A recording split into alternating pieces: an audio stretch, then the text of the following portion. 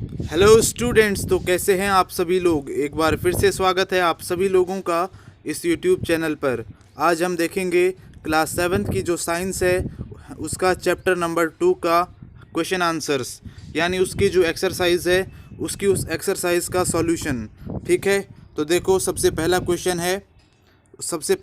है fill in the blanks. ठीक है, यहाँ पे हमें फिल इन द ब्लैंक्स दिए हुए हैं। जो तो इसका ए है the main steps of nutrition in humans are dash dash dash dash and dash. तो देखो, जो ह्यूमंस होते हैं उनमें जो न्यूट्रिशन होता है उसके मेन स्टेप्स हमें यहाँ पे लिखने हैं। ठीक, तो सबसे पहला स्टेप होता है वो होता है इंजेशन। तो यहाँ पे आएगा इंजेशन। इंजेशन यानी फूड को अपने मुंह से पेट में डालना। ठीक, उसके बाद है डाइजेशन। तो यहाँ पे आएगा डाइजेशन। डाइजेशन मतलब उस फूड को पचाना। फिर उसके बाद है एब्जॉर्प्शन। एब्जॉर्प्शन का मतलब होता है कि जो फूड हमने खाया था और जो डाइजेस्ट हो चुका है हमारे पेट में, उसमें से जो भी विटामिन्स, प्रोटीन्स है ना, और बाकी के जो न्यूट्रिएंट्स हैं वो सब निकले, उनका हमारे ब्लड में एब्जॉर्ब हो जाना। ठीक है, हमारे ब्लड में मिल जाना। उसके बाद है असाइमिलेशन। असाइमिलेशन का मतलब होता है कि वो जो हमारे ब्लड में जो मिल चुके हैं जो न्यूट्रिएंट्स, उनका हमारी बॉडी की ग्रोथ, डेवलपमेंट और जितने भी अलग अलग सेल्स और ऑर्गन्स के जो फंक्शंस होते हैं कि उसको करना। ठीक है, फिर देखो, फिर है लास्ट है डाइजेशन। ठीक, और इसका मतलब होता है कि जो वेस्ट मटेरियल है वो अलग हो जाना और फिर हमारे अंदर से उसका बाहर निकल जाना। फिर है be the largest gland in the human body is dash. Human body की जो लार्जेस्ट ग्लैंड होती है, सबसे बड़ी ग्लैंड होती है, वो कौन सी होती है वो हमें लिखना है। तो वो है लिवर। कौन सी है? लिवर। फिर उसके बाद इसका सी पार्ट है the stomach releases hydrochloric acid and dash juices which act on food. ठीक है, जो हमारा स्टमक होता है वो एक तो हाइड्रोक्लोरिक एसिड बनाता है, रिलीज़ करता है, और दूसरी चीज़ जो वो बनाता है वो हमें इस डैश में भरना है। तो क्या बनाता है वो? Digestive juices. ठीक है, तो यहाँ पे आएगा डाइजेस्टिव, है ना, विच एक्ट ऑन फूड, जो कि फूड पर काम करते हैं। ठीक है, तो हाइड्रोक्लोरिक एसिड और डाइजेस्टिव जो जूसेस होते हैं वो फूड पर काम करते हैं, जो फूड हम खाते हैं। फिर डी पार्ट है इसका the inner walls of the small intestine has many finger like outgrowths called dash. तो जो हमारी जो स्मॉल इंटेस्टाइन होती है उसमें जो उंगलियों जैसे होते हैं बहुत सारे, ठीक है, उंगलियों जैसे होते हैं, उन्हें क्या कहते हैं? तो उन्हें कहते हैं विली। ठीक है, तो ये आप यहाँ पे लिख देंगे। उसके बाद है amoeba digests its food in the dash. ठीक है, तो जो अमीबा होता है वो अपना फूड कहाँ डाइजेस्ट करता है? वो करता है फूड वैक्यूल में। ठीक है, फूड वैक्यूल में करता है। तो यहाँ पे ये आएगा। फिर इसके बाद है क्वेश्चन नंबर 2, और ये है mark T if the statement is true and F if it is false. तो अगर स्टेटमेंट सही है तो आप लिखेंगे टी। ठीक, और अगर स्टेटमेंट फॉल्स है यानी गलत है तो आप लिखेंगे एफ। तो इसका ए है digestion of starch starts in the stomach. तो क्या ये सही है कि जो स्टार्च होता है उसका डाइजेशन हमारे स्टमक में स्टार्ट होता है, हमारे स्टमक में शुरू होता है? नहीं, तो ये होगा फॉल्स। इसके बाद बी है the tongue helps in mixing food with saliva. जो हमारी टंग होती है, हमारी जीभ होती है, वो फूड को सलाइवा में मिक्स करने के काम आती है। तो क्या ये सही है? तो हाँ, ये सही है, इसलिए यहाँ पे आएगा टी यानी ट्रू। फिर है सी पार्ट है इसका the gall bladder temporarily stores bile. तो जो हमारा जो गॉल ब्लैडर होता है वो टेम्परेरी रूप से जो होता है हमारे बाइल जूस जो होता है उसको स्टोर करता है। तो क्या ये सही है? तो हाँ, ये सही है, तो यहाँ पे आएगा टी। फिर है इसका डी पार्ट, और ये है the ruminants bring back swallowed grass into their mouth and chew it for some time। जो रूमिनेंट्स होते हैं वो क्या करते हैं? जो फूड उनका खाया हुआ होता है, या आप कह सकते हैं कि जो फूड वो निगल चुके हैं पेट में, उसको वो वापस ले आते हैं अपने मुंह में और फिर उसको थोड़ी देर तक च्यू करते हैं यानी चबाते हैं। तो क्या ये सही है? हाँ, ये सही है और ये है ट्रू। ठीक। फिर उसके बाद है क्वेश्चन नंबर 3 और ये है tick mark the correct answer in each of the following. आपको क्या करना है, जो ऑप्शन सही होगा उसको आपको सही का टिक लगाना है उस पर। ठीक है, तो देखो सबसे पहला ए है fat is completely digested in the. जो फैट होता है वो कहाँ पे डाइजेस्ट किया जाता है? वो स्मॉल इंटेस्टाइन में डाइजेस्ट किया जाता है, तो आप इस पर टिक करेंगे। उसके बाद इसका बी है water from the undigested food is absorbed mainly in the. तो जो अनडाइजेस्टेड फूड होता है, जो पचा नहीं होता है जो फूड है ना, उसमें से जो वाटर होता है वो मेनली कहाँ पे एब्जॉर्ब होता है? वो मेनली एब्जॉर्ब होता है लार्ज इंटेस्टाइन में, तो इस पे आप टिक करेंगे। फिर उसके बाद है क्वेश्चन नंबर 4 और ये है match the items of column 1 with those given in column 2। तो देखो जो है जो कॉलम 1 के जो आइटम्स हैं उनको आपको कॉलम 2 के आइटम से मैच करना है ना। तो यहाँ पे मैंने मैच किए हुए हैं। ये आपका जो है ये क्वेश्चन है आपका, है ना, और इसका सॉल्यूशन ये है। तो देखो फूड कंपोनेंट्स, ठीक, प्रोडक्ट्स ऑफ डाइजेशन। तो इससे आप इसको मैच कर देंगे कि जो फूड के जो कंपोनेंट्स होते हैं वो कौन होते हैं? वो वही होते हैं जो डाइजेशन के बाद हमें मिलते हैं। डाइजेशन के बाद हमें क्या मिलते हैं? न्यूट्रिशंस। ठीक है, न्यूट्रिएंट्स मिलते हैं हमें, न्यूट्रिएंट्स जैसे कि विटामिन, प्रोटीन, कार्बोहाइड्रेट्स। ठीक है, ये सब मिलते हैं। उसके बाद है कार्बोहाइड्रेट्स, इसको आप मैच करेंगे शुगर से। ठीक है, शुगर भी एक तरह का कार्बोहाइड्रेट्स है। प्रोटीन्स को आप मैच कर देंगे अमीनो एसिड से। प्रोटीन्स क्या होते हैं? एक तरह के अमीनो एसिड्स होते हैं। उसके बाद है फैट्स को आप मैच करेंगे फैटी एसिड्स एंड ग्लिसरॉल से। ठीक है, तो ये हो गया। फिर उसके बाद है क्वेश्चन नंबर 5 और ये है व्हाट आर विली, यानी विली क्या होते हैं। What is their location and function, उनकी लोकेशन बताओ यानी वो कहाँ पे होते हैं, और उनकी फंक्शन बताओ यानी वो क्या काम करते हैं।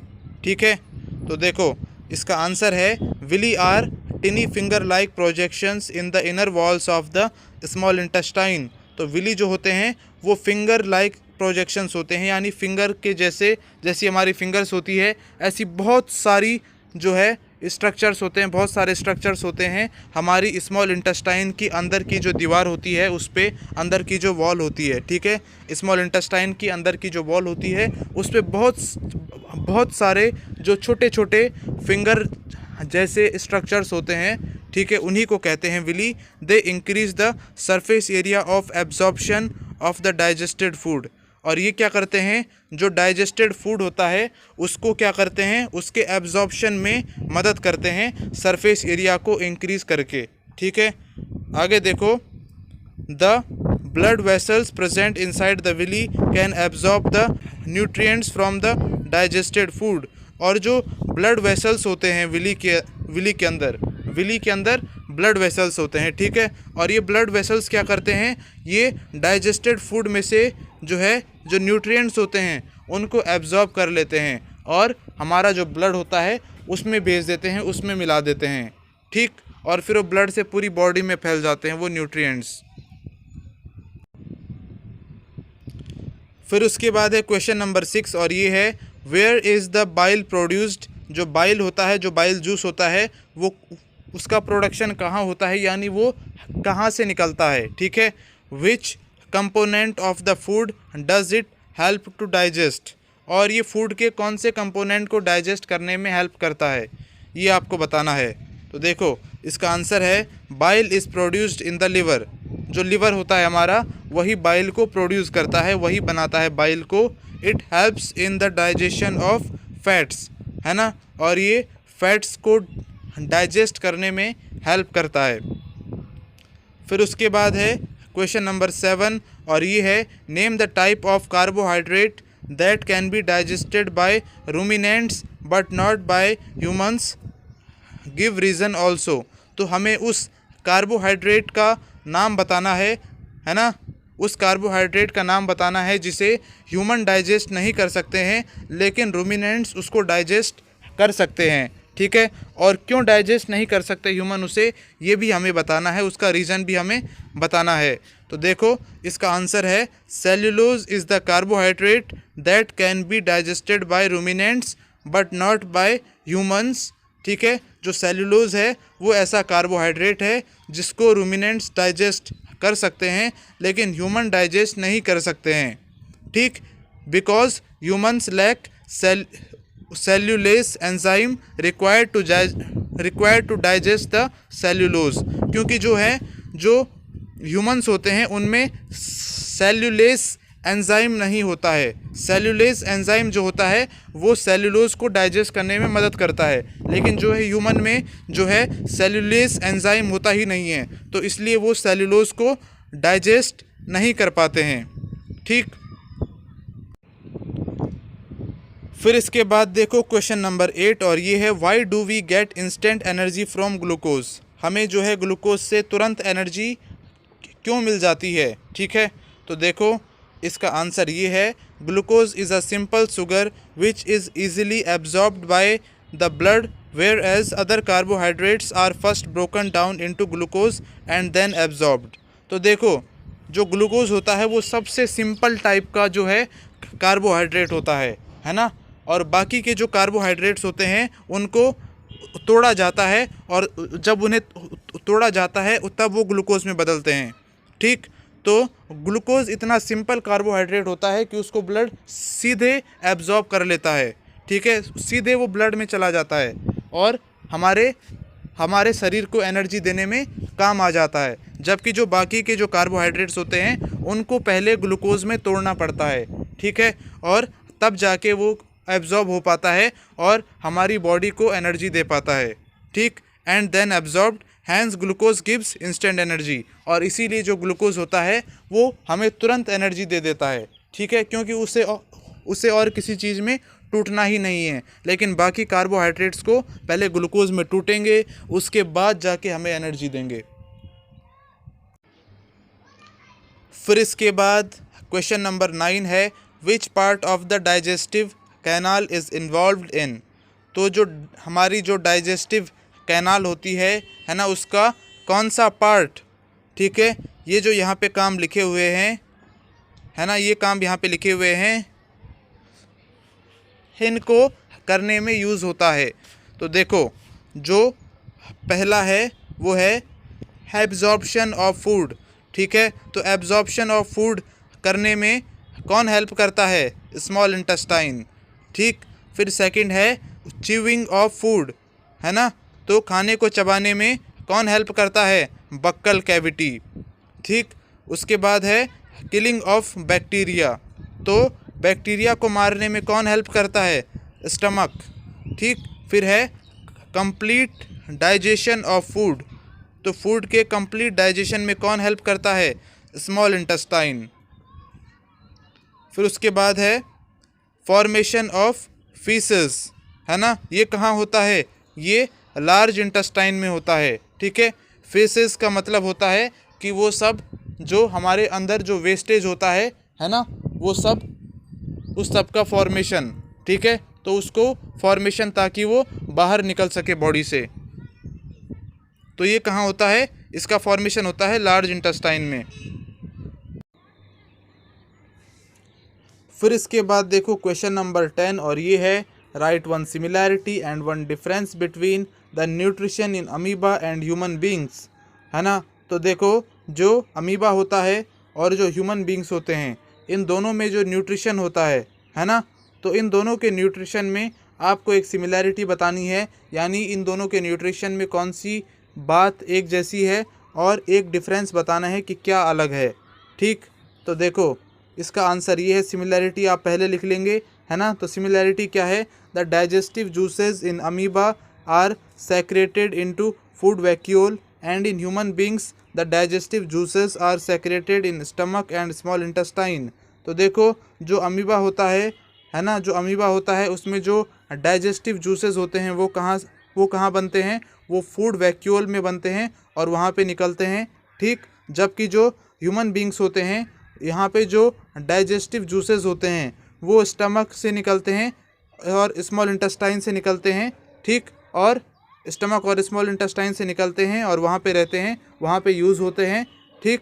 और फिर जो है ये जो जूसेस होते हैं, then the juices convert complex food into simpler soluble and absorbable substances, ठीक। और तब ये जो डाइजेस्टिव जूसेस जो होते हैं वो क्या करते हैं, इस कॉम्प्लेक्स फूड को सिंपलर, है ना, simpler soluble and absorbable substances में बदल देते हैं। तो यहाँ पे आपको ये कॉम्प्लेक्स फूड का मतलब मुझे लगता है कि आपको समझ में नहीं आ रहा होगा। तो देखो जो फूड हम खाते हैं वो कॉम्प्लेक्स होता है, ठीक है। कॉम्प्लेक्स का मतलब ये है, वो कॉम्प्लेक्स फूड होता है। तो कॉम्प्लेक्स फूड का मतलब ये है कि उसमें सब कुछ मिक्स होता है, उसमें विटामिन भी होता है, प्रोटीन भी होता है ना, और कार्बोहाइड्रेट्स, फैट्स, सब कुछ उसमें एक साथ मिक्स रहता है और वेस्ट मटेरियल भी उसी में रहता है। तो वो सब कुछ मिक्स रहता है, तो हमारी बॉडी उसको उसी फॉर्म में यूज़ नहीं कर सकती है, ठीक है। तो हमारे जो डाइजेस्टिव जूसेस होते हैं वो उनको सिंपल पार्ट्स में बदल देते हैं, यानी वो कार्बोहाइड्रेट्स को अलग, प्रोटीन को अलग, विटामिन को अलग, इस तरह से उनको तोड़ देते हैं और वेस्ट मटेरियल को अलग कर देते हैं, ठीक है ना। ये जो जूसेस होते हैं वो ये करते हैं। तो इससे क्या होता है कि वो जो सिंपल हो जाते हैं, सिंपल का मतलब है कि वो सॉल्युबल हो जाते हैं, तब वो घुल सकते हैं, ठीक है। हमारे ब्लड में घुल सकते हैं और एब्जॉर्ब हो सकते हैं जब वो सिंपल बन जाते हैं, जब वो अलग अलग हो जाते हैं, जब प्रोटीन, विटामिन और वेस्ट मटेरियल और कार्बोहाइड्रेट सब कुछ अलग अलग हो जाता है, तब वो सिंपल बन जाता है और घुल सकता है और आसानी से हमारे ब्लड में एब्जॉर्ब हो सकता है, ठीक। तो ये चीज़ इनमें सिमिलर होती है कि दोनों में जो है डाइजेस्टिव जूसेस निकलते हैं और जो है इनकी मदद से जो कॉम्प्लेक्स फूड होता है वो सिंपल सब्सटेंसेस में, simple soluble and absorbable substances में बदल जाता है।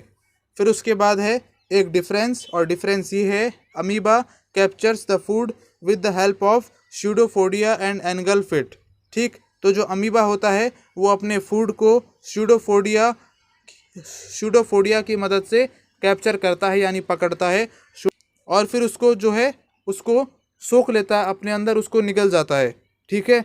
तो ये है। और इन human beings food is taken by the mouth, और जबकि ह्यूमन बींग्स जो होते हैं उनमें जो फूड होता है वो माउथ से अंदर लिया जाता है, पेट में डाला जाता है। तो ये है डिफरेंस। फिर उसके बाद है क्वेश्चन नंबर 11, और ये है match the items of column 1 with suitable items in column 2, ठीक। तो आपको कॉलम 1 के आइटम्स को कॉलम 2 के आइटम्स से मैच करना है। तो देखो ये है कॉलम 1 और कॉलम 2, ठीक। और इनका सॉल्यूशन है ये है इनका आंसर। इस तरह से आप इनको मिलाएंगे। तो पहला है स्लाइवरी ग्लैंड्स, है ना, और इसको आप मिलाएंगे स्लाइवा सेक्रेशन, ठीक। यानी जो स्लाइवरी ग्लैंड्स जो होते हैं उनमें से स्लाइवा निकलता है, स्लाइवा बनता है। फिर है स्टमक है एसिड रिलीज, जो स्टमक होता है उसमें एसिड बनता है, कौन सा, हाइड्रोक्लोरिक एसिड बनता है, ठीक। फिर है लिवर, और लिवर जो होता है उसमें क्या होता है, बाइल जूस सेक्रेशन, है ना, जो लिवर होता है उससे बाइल जूस बनता है। Rectum, storage of undigested food of faeces, ठीक। जो अनडाइजेस्टेड फूड होता है और जो फीसेस होता है, यानी जो वेस्ट मटेरियल होता है फूड के साथ जिससे हम खा लेते हैं, वो स्टोर रहता है कहाँ पे, रेक्टम में। फिर है स्मॉल इंटेस्टाइन क्या करता है, डाइजेशन इज कंप्लीटेड, ठीक। तो डाइजेशन को कंप्लीट करता है स्मॉल इंटेस्टाइन। और फिर है लार्ज इंटेस्टाइन, ये क्या करता है, ये करता है एब्जॉर्प्शन ऑफ वाटर को एब्जॉर्ब करता है, ठीक।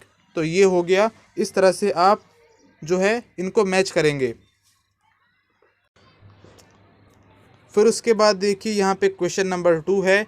इसमें आपको क्या करना है, यहाँ पे आपको एक डायग्राम दिया हुआ है, ये आप अपनी बुक में देख सकते हैं, है ना।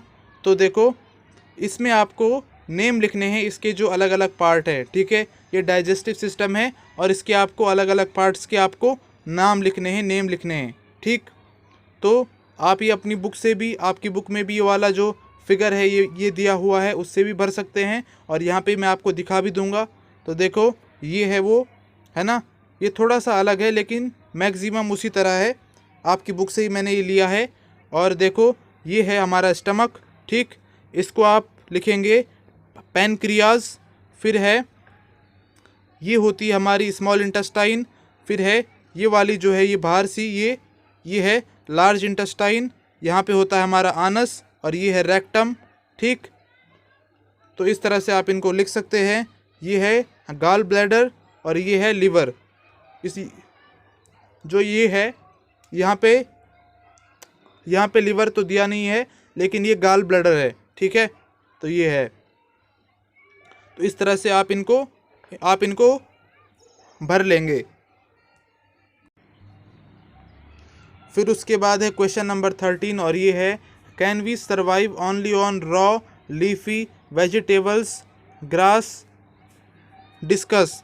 तो देखो आपसे पूछा गया है कि क्या हम जी सकते हैं केवल जो कच्चे जो पत्तों वाले वेजिटेबल्स होते हैं और जो घास होती है उनको खाकर, ठीक। डिस्कस कीजिए, आपसे ये कहा गया है।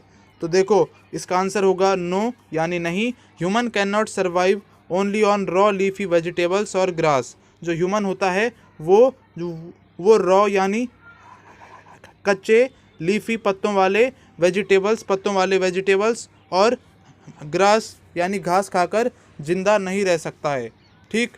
ऐसा क्यों है? ऐसा इसलिए है, it is because the grass is rich in cellulose.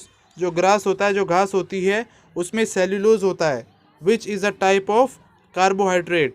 ये एक तरह का ये कार्बोहाइड्रेट होता है that humans are not able to digest due to the absence of cellulose digesting enzymes. तो देखो ह्यूमंस में इस सेल्यूलोज को डाइजेस्ट करने वाले एंजाइम्स नहीं होते हैं, ठीक। इसीलिए जो ह्यूमंस हैं वो इसे डाइजेस्ट नहीं कर सकते हैं।